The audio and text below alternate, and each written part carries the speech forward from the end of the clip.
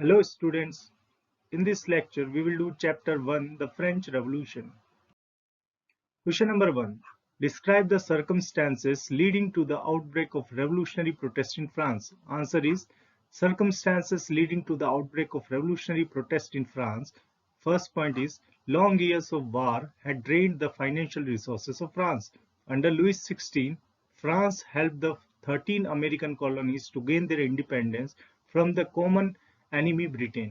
Point number 2 is most people were protesting against the high price of bread. This was due to first is high increase in taxes, second is the population of France rose from 23 million in 1715 to 28 million in 1789. Production of food grains could not keep pace with demand, so the price of bread rose rapidly. And point number third is wages of laborers did not keep pace with rise in prices. Point number third, inequality in French society. The members of the first two estates, that is, the clergy and the nobility, enjoy certain privileges by birth, and only members of the third estate had to pay taxes. This created resentment among members of the third estate. Point number four, emergence of middle classes, which supported the ideas envisaging a society based on freedom and equal laws and opportunity for all, were put forward by philosophers such as John Locke, Jean-Jacques Rousseau, and Montesquieu. The news that Louis XVI planned to impose further taxes to be able to meet the expenses of the state generated anger and protest against the system of privileges. So you must remember these. First one is long years of war, and second one is most of the people were protesting against the high price of bread. This include 3 points: due to taxes, increase in taxes. Second one is due to increase in population, and therefore the demand could not able to keep pace with production. Third one is wages of laborers did not keep pace with rise in prices. Third point is inequality in French society, because only third estate has to pay taxes. And fourth one is emergence of middle classes. This supported the ideas of society based on freedom and equal laws and opportunity for all. Question number 2. Which groups of French society benefited from the revolution? Which groups were forced to relinquish power, and which section of society would have been disappointed with the outcome of revolution? So first you have to remember French society. French society in the 18th century was divided into three estates.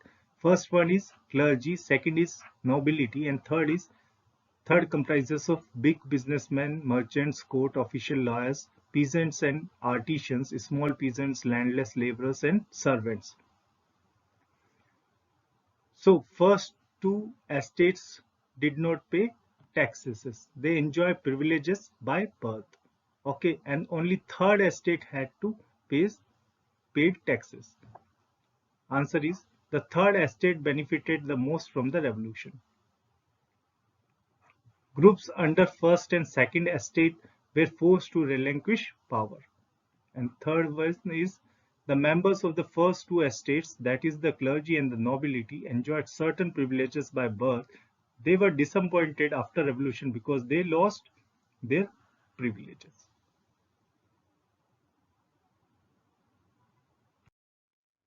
Question number 3. Describe the legacy of the French Revolution for the peoples of the world during the 19th and the 20th century. Answer is the ideas of liberty and democratic rights were the most important legacy of the French Revolution. Ideas of liberty and democratic rights. These spread from France to the rest of the Europe during the 19th century, where feudal system were abolished. So feudal system were abolished. Point number 2, the anti-colonial movements in India and China, Africa and South America were inspired by the French Revolution. And in this, subpoint 1 is colonized people reworked the idea of freedom from the bondage into their movements to create a sovereign nation state. Tipu Sultan and Raja Ram Mohan Roy were two examples of individuals who responded to the ideas coming from the revolutionary France.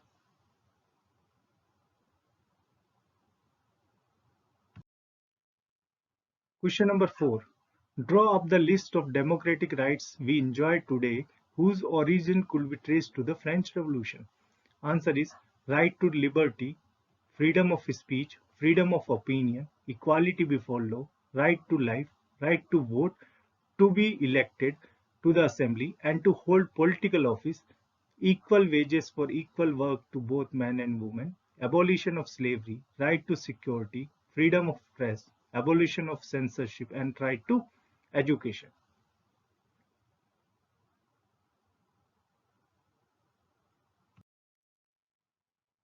Question number 5. Would you agree with the view that the message of universal rights was beset with the contradiction? Explain. Answer is universal rights are meant for all. Obviously, by the name it suggests that universal rights are meant for all, but it have contradictions because women were excluded from basic rights. Women were excluded from the basic rights. Hence, there is a contradiction that in the name that universal rights are meant for all, but it have contradictions because women were excluded from the basic rights. Second point is women did not have equal right to men. For example, women wages were lower than those of men.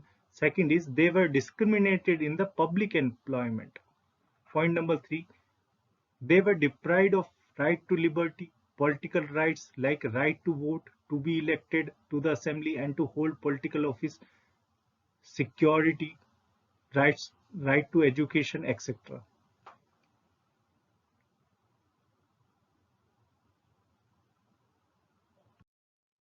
Question number 6. How would you explain the rise of Napoleon? Answer is, in 1804, Napoleon Bonaparte crowned himself Emperor of France. Point number 2 is, he set out to conquer neighboring European countries, dispossessing dynasties and creating kingdoms where he placed members of his family. Napoleon, point number 3, Napoleon saw his role as a modernizer of Europe. He introduced many laws such as the protection of private property and a uniform system of weight and measures provided by the decimal system. Point number 4, initially many saw Napoleon as a liberator who would bring freedom for the people, but soon Napoleonic armies came to be viewed everywhere as an invading force. Point number 5 is he was finally defeated at Waterloo in 1815.